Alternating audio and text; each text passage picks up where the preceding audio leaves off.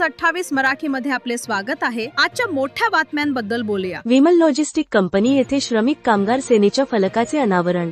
वाडा तालुक्यातील खुपरी येथे Vimal logistic company येथे महाराष्ट्र जनरल श्रमिक कामगार संघाच्या फलकाचे अनावरण करण्यात आलं।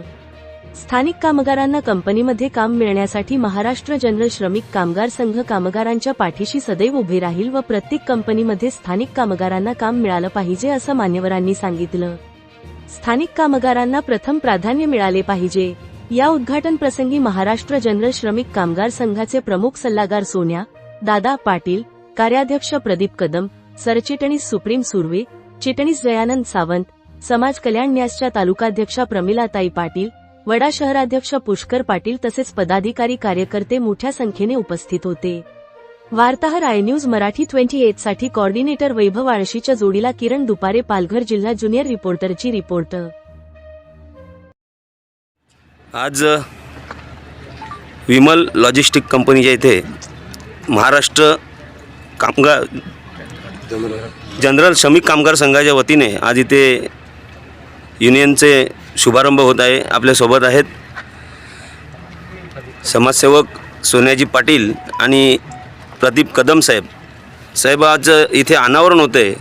काय सांगाल तुम्ही या कामगारांच्या समस्येबाबत? मी इथे सांगू इच्छितो की जवळजवळ 1 वर्ष झालं आम्ही या व्यवस्थापनाच्या आणि मालकाच्या संपर्कात आहोत। कारण इथे जेव्हा पहिले कामगारांनी प्रयत्न केला होता की आतमध्ये आम्हाला काम मिळावं, कारण ते लेबरमध्ये काम करत होते आणि त्यांना माथाडीमध्ये यायचं होतं। त्या संदर्भात त्यांनी सगळं पत्रव्यवहार केला। नंतर पत्रानंतर बऱ्याचशा इन्स्पेक्टर आले, त्यांनी सगळं इथे आयर करून गेले। नंतर त्या सगळ्या लोकांना त्यांनी बाहेर केलं। तिथपासून आम्ही पत्रव्यवहार करत प्रत्येक वेळेला पत्रव्यवहार करत आज इथपर्यंत पोचलो। मग शेवटी पर्याय नव्हता। मग आम्ही म्हटलं की आता आमची संघटना इथे आतमध्ये घुसणं फार गरजेचं आहे। म्हणून आम्ही दादा सोनदा पाटील आणि विजयभाऊ कुलकर्णी हे आमचे ज्येष्ठ कामगार नेते यांची संपर्क करून आज आम्ही इथे आलेलो आहोत। जवळजवळ इथे सगळे जे स्थानिक कामगार आहेत त्यांना इथे बाहेर केलं आहे। आज जवळ माझ्याकडे रिपोर्ट आहे 40 ते 42 कामगार जे इथले लोकल काम करत होते त्यांना आकसापोटी बाहेर केलेलं आहे की ते इथले आहेत, स्थानिक आहेत, आम्हाला त्यांनी गव्हर्नमेंटचा रस्ता दाखवला वगैरे याचा राग मनात धरून त्यांनी आकासापोटी सगळ्यांना बाहेर केलेला आहे। आणि इथे जे काम करणारे जे आहेत ते सगळे परप्रांतीय आहेत।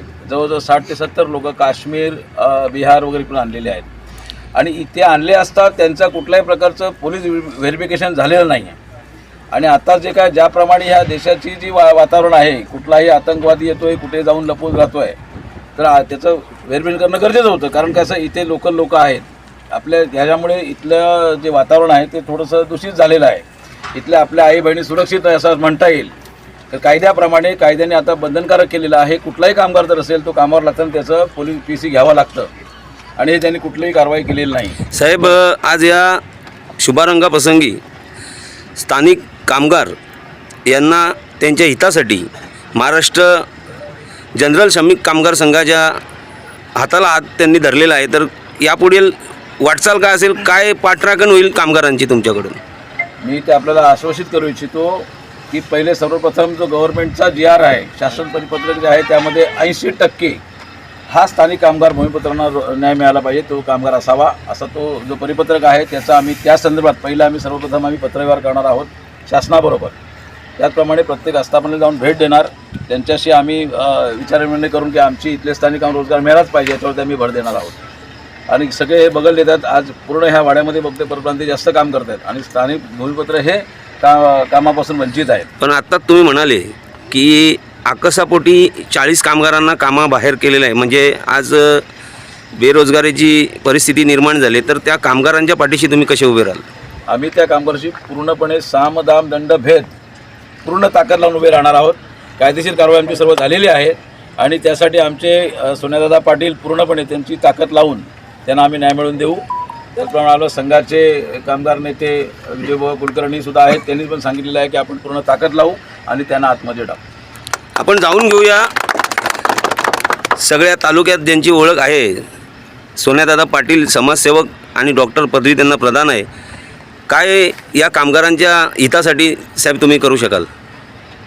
कधी राजकारण केलाच नाही, पण तरी स्थानिक लोकांसाठी त्यांना जास्तीत जास्त नोकरी कशी देता येईल यासाठी आम्ही 100% प्रयत्न करू।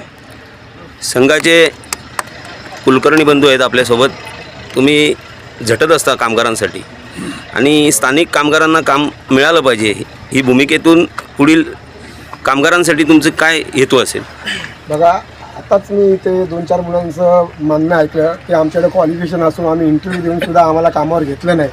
आणि जेव्हा आम्ही सांगतोय की ते परप्रांतीय लोकांना तुम्ही देताय, स्थानिक लोकांना काम देत नाही, तर त्यासाठी आम्ही जास्त दादा पाटील बरोबर आम्ही 100% इकडल्या लोकल लोकांना, इकडल्या स्थानिक लोकांना काम देणार म्हणजे देणार, नाही तर काम बंद पाडणार. एक तर काम आमच्या लोकांना द्या, नाही तर काम बंद पाडणार. हीच भूमिका घेऊन 80% जर लोकांना गव्हर्नमेंटच्या जी आर नियमाप्रमाणे द्यायला लागतो, तर मग का आमच्या लोकांना कामावर घेत नाही तुम्ही? कारण काय? ते कारण हेच आहे.